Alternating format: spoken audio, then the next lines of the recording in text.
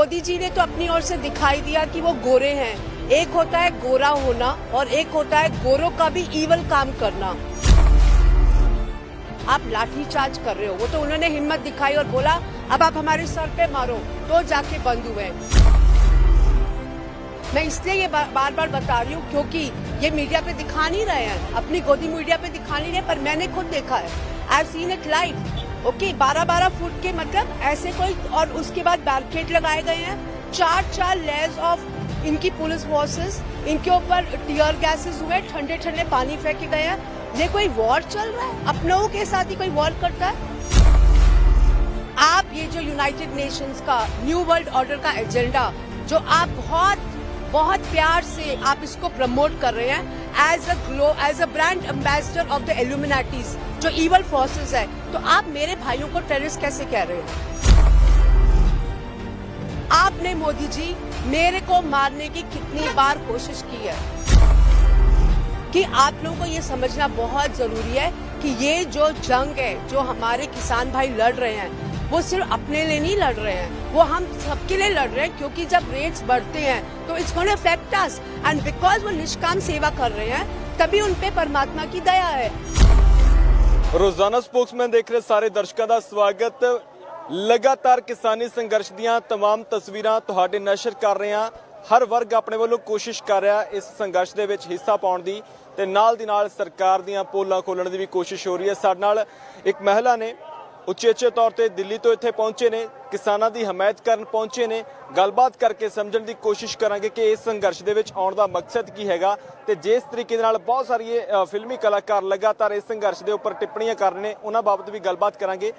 Ma'am की नाम तुहाडा? हरप्रीत कौर आनंद। मैम इस संघर्ष में आने का कारण क्या था आपका, क्यों आए हो इसमें? हाँ जी, एक तो मेरा सपोर्ट है फार्मर्स के साथ और उनको धन्यवाद करने का कि इतनी मुसीबतों के बाद, मोदी जी की इतनी तानाशाही के बावजूद भी और इतना रोष होने के बावजूद भी उन्होंने इतनी हिम्मत भी दिखाई है और सारी विश्व को ये भी बताया है कि हमारी जो आध्यात्मिक शक्ति होती है, जो हमारी स्पिरिचुअल शक्ति होती है, जब वो काम करती है तो कैसे काम करती है। तो they have been a living testimony to the world, correct? क्योंकि मोदी जी ने तो अपनी ओर से दिखाई दिया कि वो गोरे हैं। एक होता है गोरा होना और एक होता है गोरों का भी ईवल काम करना। अब हमारे किसानों पे जो मोदी जी ने एक एक करके अत्याचार किए, पहले ये कानून लेके आए, वो भी लॉकडाउन में। फिर मोदी जी खुद पूछते हैं आप लॉकडाउन में ये बात क्यों कर रहे हो, आप पहली बार क्यों लेके आए, सबसे पहली बात। दूसरी बात, मोदी जी ने उनके ऊपर, हमारे किसान भाई हैं जो हमारी रीढ़ की हड्डी हैं, हमारी सैटेलाइट इंडस्ट्री एग्रीकल्चर इंडस्ट्री है, आप अपने ही बच्चों के ऊपर आप लाठीचार्ज कर रहे हो। वो तो उन्होंने हिम्मत दिखाई और बोला अब आप हमारे सर पे मारो, तो जाके बंद हुए।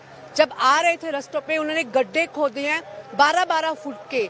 मैं इसलिए ये बार बार बता रही हूँ क्योंकि ये मीडिया पे दिखा नहीं रहे हैं, अपनी गोदी मीडिया पे दिखा नहीं रहे, पर मैंने खुद देखा है। I have seen it live. Okay, 12-12 foot के मतलब ऐसे कोई, और उसके बाद बैरिकेड लगाए गए हैं, 4 लेयर्स ऑफ इनकी पुलिस फोर्सेस, इनके ऊपर टीयर गैसेस हुए, ठंडे ठंडे पानी फेंके गए हैं। ये कोई वॉर चल रहा है? अपनों के साथ ही कोई वॉर करता है? बट मैं तो मोदी जी को साष्टांग प्रणाम करना चाहती हूँ, क्योंकि जो मैं देश की जनता को बताना चाहती थी कि मोदी जी के अंदर गोरों की रूह भरी हुई है, मोदी जी ने तो वो अपने आप सब कुछ मेरे काम आसान कर दिया। वो भी नहीं। आप कुछ कागज लेकर घूम रहे हैं, कागजों में क्या लिखा है आपने, क्या आपके पास प्रूफ है जो आप सीधे तौर पर मोदी जी पर इल्जाम लगा? बिल्कुल बिल्कुल, देखिए मोदी जी हमारे किसान भाइयों को टेररिस्ट कह रहे हैं, करेक्ट? मैं मोदी जी से एक बात पूछना चाहती हूँ, मोदी जी आप उनको टेररिस्ट कह रहे हैं, लेकिन आपको अपनी अंदरूनी रूह से पूछना पड़ेगा, are you not an brand ambassador of the evil forces called Illuminatis and the Lucifers, जिनका आप न्यू वर्ल्ड ऑर्डर का एजेंडा आप एक ब्रांड एम्बेसडर की तरह कर रहे हैं। आपने जो ये लॉकडाउन लेके आए हैं वो आप क्या चाहते हैं? आप ये चाहते हैं कि हमारी फ्रीडम ली जाए, करेक्ट? आप ये क्या कि लेके आए कोविड-19 है। आज तो सबको पता है कोविड-19 है नहीं, इट इज ये कोरोना भी नहीं है, कोविड-19 कुछ भी नहीं है, ये सिर्फ एक बहाना है लोगों की आज़ादी लेके जाने के लिए। अब मैं ये बातें 2 चीज़ों में पर्सपेक्टिव में बताती हूँ। एक होता है मेडिकल पर्सपेक्टिव और एक होता है नॉन मेडिकल पर्सपेक्टिव, करता है। एक जब भी पैंडेमिक होता है, मारामारी कहीं पे भी होती है, तो एक ह्यूमन टू ह्यूमन ट्रांसमिशन से होती है। अब और ह्यूमन टू ह्यूमन ट्रांसमिशन में हमेशा you are able to identify जो फर्स्ट पेशेंट को हुआ था, जिसको हम पेशेंट जीरो कहते हैं। यहाँ पे इस केस में कोई पेशेंट जीरो आज तक नहीं मिला है। कॉन्टैक्ट ट्रेसिंग का जो प्रोसेस किया वो भी नहीं मिला। इतना पता चला है कि वुहान में हुआ था, पर आज तक नहीं मिला। ये तो हो गया मेडिकल पर्सपेक्टिव से। अब नॉन मेडिकल पर्सपेक्टिव का जो मैं मोदी जी पे इल्जाम लगा रही हूँ कि he himself is a brand ambassador of the evil and wicked forces called Illuminatis, जो अपना new world agenda through United Nations चला रहे हैं सारी कंट्रीज में। मेरे पास उसका प्रूफ है।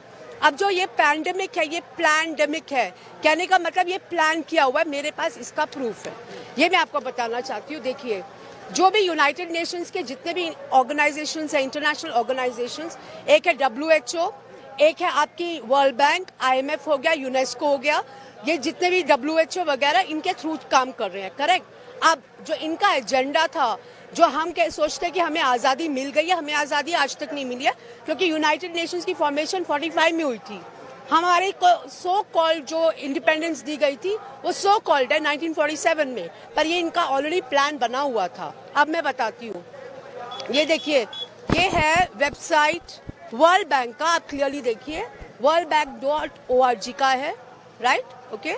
और इसमें क्लियरली लिखा हुआ है medical test kits by country in 2018।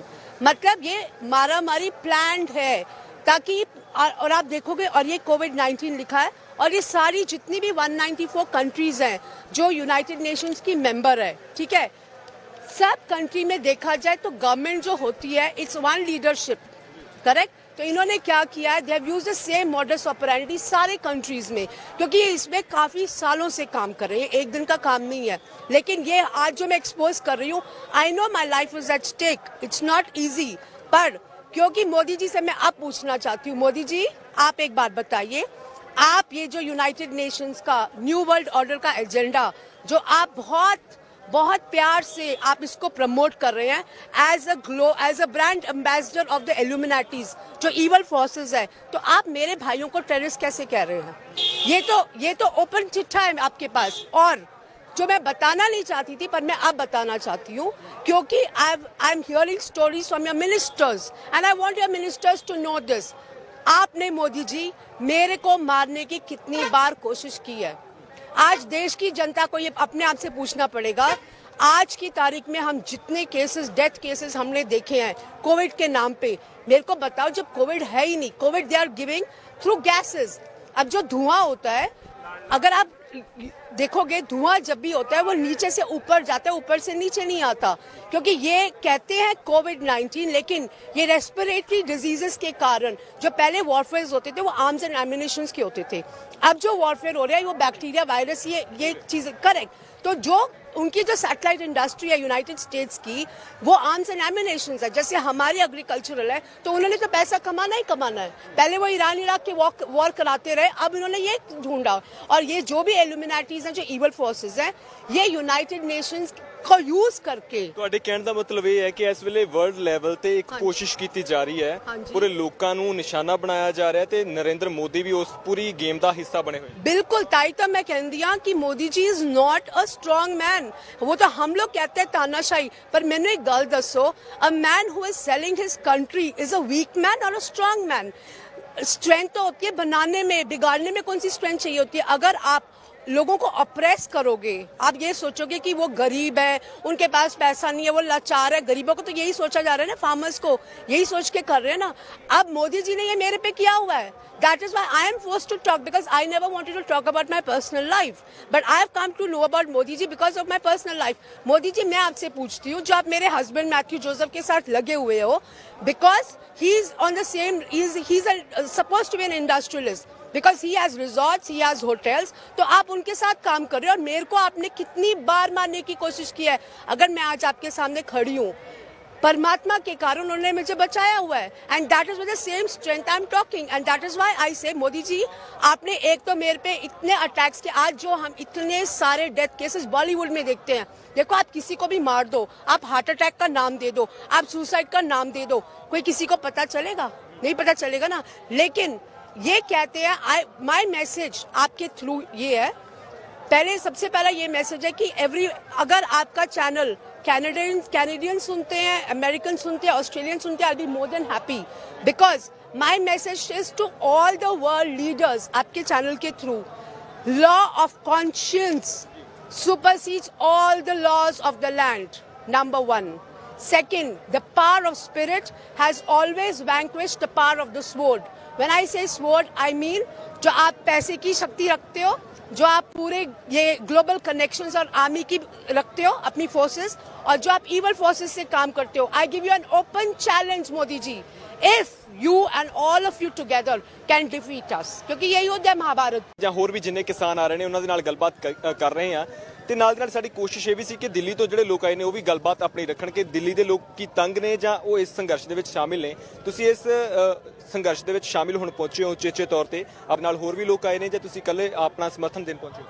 नहीं, मेरे नाल होल भी लोग की आए ने, we are from a team call ABB, जो we are working for the country, मतलब हमें कोई फंड नहीं करता, वी आर प्योर पेट्रियट्स, जैसे सेल्फलेस सर्विस होती है। मोदी जी को मेरे जैसे लोगों को खून पीना पड़ेगा, because the Supreme Court is suppose to give me $3 billion as on record, पर मोदी जी की वो सुप्रीम कोर्ट, मोदी जी का झंडा लगा हुआ है ना बीजेपी का, तो this is a story. That means what I am trying to tell, मैं आपके माध्यम से ये बताना चाहती हूँ देश की जनता को कि आप लोगों को ये समझना बहुत जरूरी है कि ये जो जंग है, जो हमारे किसान भाई लड़ रहे हैं, वो सिर्फ अपने लिए नहीं लड़ रहे हैं, वो हम सबके लिए लड़ रहे हैं, क्योंकि जब रेट्स बढ़ते हैं तो it's going to affect us, and because वो निष्काम सेवा कर रहे हैं तभी उन पे परमात्मा की दया है। अब जरूरी ये समझना ये है कि ये आज़ादी की जंग है, और मैं आपके माध्यम से जितने भी डिफेंस पर्सनल्स हैं और जितने भी पुलिस वाले हैं, मैं उनको एक संदेश देना चाहती हूँ। देखो,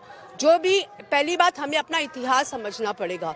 जो हमारी पहली गुलामी की जंग शुरू हुई थी वो हुई थी बैटल ऑफ प्लाजी से, ठीक है, एक आदमी के कारण जिनका नाम है मीर जाफर, ओके, उनके कारण जब हमारे पास 50,000 की सेना थी, गोरों की सिर्फ 3,000 की सेना, फिर भी हम क्यों हार गए, ये हमें समझना जरूरी है। हम इसलिए हार गए क्योंकि मीर जाफर जी को पैसे से और सत्ता से प्यार था, तो उन्होंने देश को गुलाम बना दिया। 1757 ये इतिहास है हमारी कंट्री का, उससे पहले हम सोने की चिड़िया कहलाते थे, राइट। अब आज हमारे पास मौका है, आज हमारे पास मीर जाफर बन के मोदी जी आ गए हैं।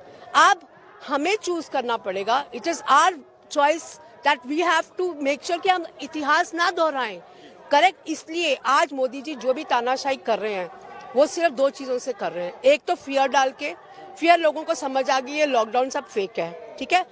अब है सिर्फ जितने भी हमारे नौजवान हैं, मतलब जितने भी पुलिस फोर्सेस हैं, जितने भी डिफेंस वाले हैं, उनके कंधों पे बंदूक रख के ये हम पे अटैक कर रहे हैं। अब मेरे किसान भाइयों से एक बात, सीधी बात है, जो ये यूनाइटेड नेशंस का जो भी एजेंडा है, मैं 1 मिनट पढ़ के सुनाना चाहती हूँ ताकि इनको समझ में आ जाए कि जो भी ये इनका प्लान है, आप लोग you are very much a part of it, आपके बच्चे very much a part of it.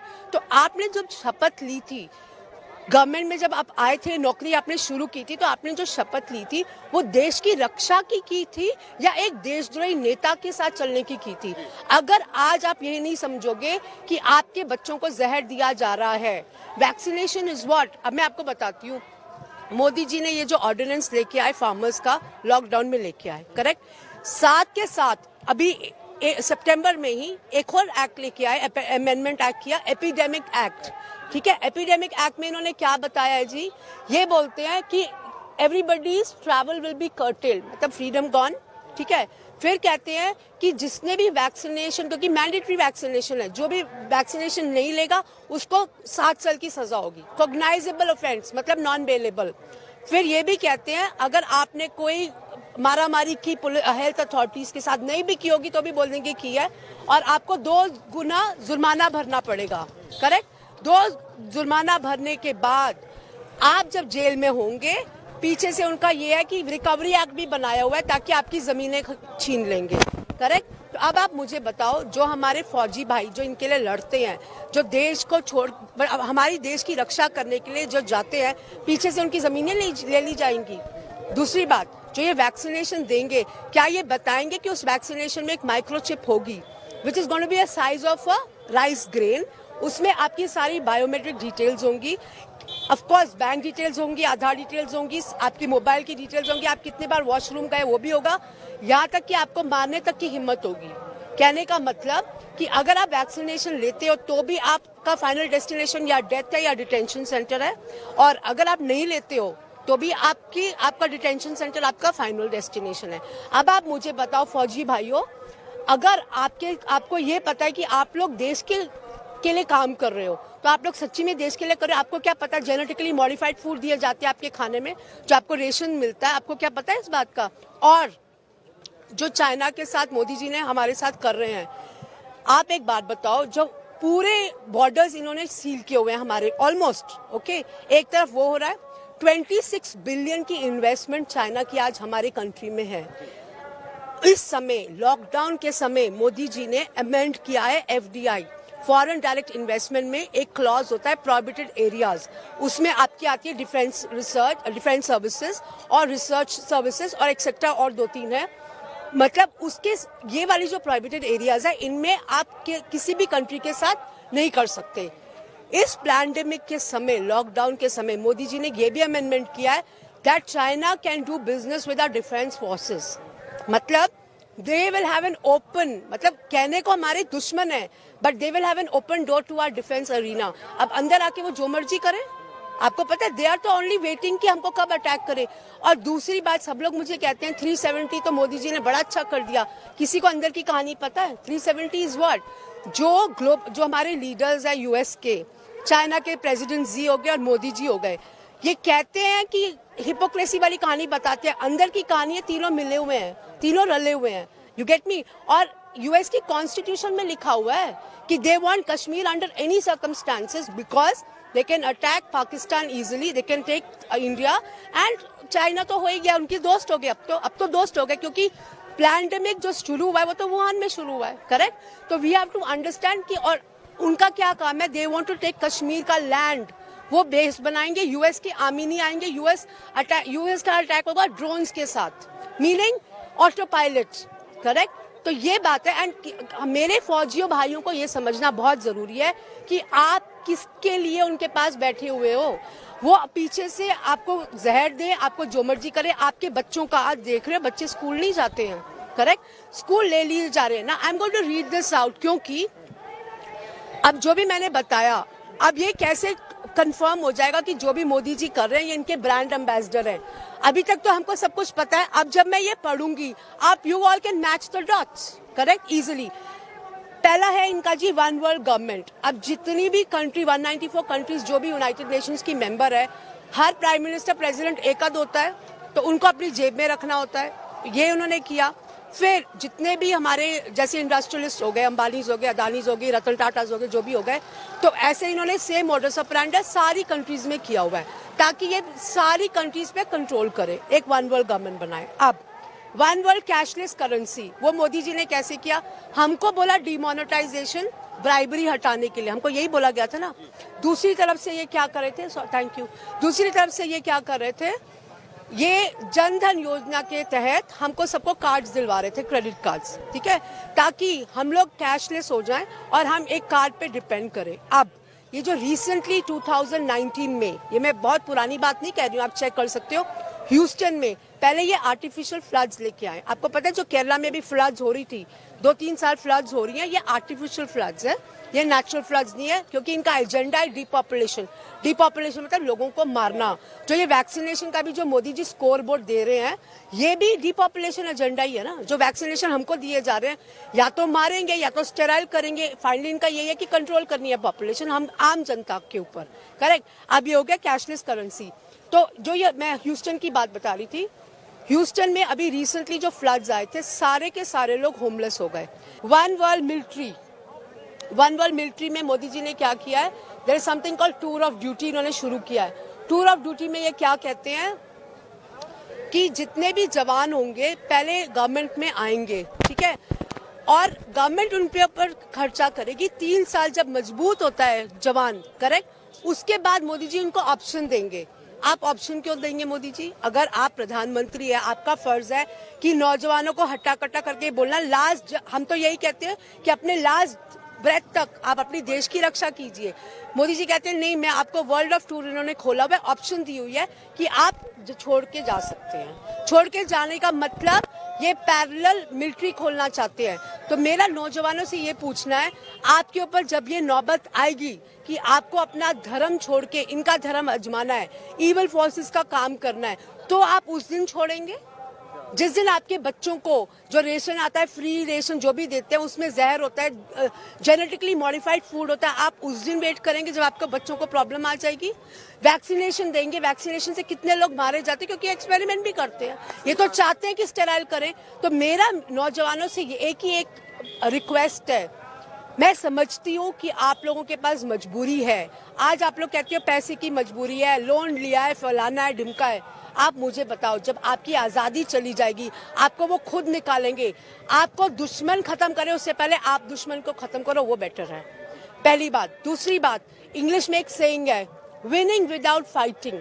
आज ये जंग है आज़ादी की, आज ये जंग है पक्का महाभारत की। क्यों?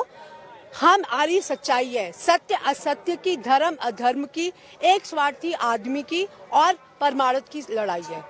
सच्चाई की लड़ाई में आज मैं कहती हूँ, मेरे को सारे पुलिस वाले हो, डिफेंस वाले हो, जो रिटायर्ड हो, सारे एक साथ इकट्ठे खड़े हो जाओ, एक दिन चुन लो, फौजी डे बुला लो, उसको रेजिग्नेशन दे दो और मोदी जी खत्म। सिर्फ उनके कंधों पे रख के हमारे भाइयों, किसान भाइयों के साथ खड़े हो। मैं आपसे निवेदन करती हूँ, देखो गुरु तेग बहादुर जी हिंद की चादर बने थे ना। मैं कहती हूँ आज आप लोगों के पास मौका है विश्व की चादर बनने का। अगर परमात्मा चाहते तो ये युद्ध करने की जरूरत नहीं होती है। ये सिर्फ हमारे लिए कि हम अपनी शुद्धिकरण कर सके, हम अपनी मुक्ति पा सके, क्योंकि जब हम अपने देश के लिए लड़ते हैं तो हम मुक्ति भी पाते हैं। और सबसे जरूरी बात सबको ये समझनी चाहिए, जब भी कोई इंसान मरता है तो हम कहते हैं इसकी आत्मा को शांति देना। हमारा जन्म आत्मा की शुद्धि के लिए होता है, शांति के लिए होता है। ये नहीं थी कि हम मटेरियलिस्टिक पोजेशंस लेके जाएं। तो आज आपके पास मेरे भाई जितने भी नौजवान हैं, आप अगर किसी भी फोर्सेस से जुड़े हुए हैं या अगर आप नारी शक्ति अपनी इस्तेमाल करो, अगर आप उनके वाइफ हो, मदर हो, सिस्टर हो, आप कन्विंस करो। आप लोग सब एक दिन चुनो। मैं तो आपके माध्यम से, अगर आप you can take my message, I want to give my message to Admiral Karambir Singh ji, I want to give my message to Lieutenant General Naravane, I want to give my message to Air Chief Marshal Rakesh Bhadauria ji. आज आपके पास मौका है। ये बिपिन रावत जी को लेके आए because he is a evil force. आप देखो पहले क्या था, जब 3 डिफेंस फोर्सेस थी, दे वर रिपोर्टिंग टू राष्ट्रपति जी। अब इनकी रिपोर्टिंग बिपिन रावत जी के थ्रू होती है वहां पे, इसको कट करने के लिए, to invite evil forces. Correct? आप मुझे बताओ सियानत किसमें है? आपको दुश्मन खत्म करे उससे पहले आप दुश्मन को खत्म करो। करेक्ट? दूसरी बात, बिना झगड़ा किए हमारे किसान भाइयों में, मैं तो उनको प्रणाम करती हूँ। मैं कहती हूँ अगर मैं उनकी जगह होती तो मैं तो शायद गुस्से में आ जाती, पर इन्होंने इतनी शांतिपूर्वक, इतने प्यार से उनके ऊपर अत्याचार करते रहे। ऐसा कभी युद्ध देखा है कहीं पे? नहीं हो ना। एक ही एक बात है, जितने भी दिल्ली वाले, स्पेशली जो हमारे गुरसिख भाई हैं, जितने भी गुरुद्वारे वाले, आप लोग जागो, आप लोग उठो, खड़े हो जाओ।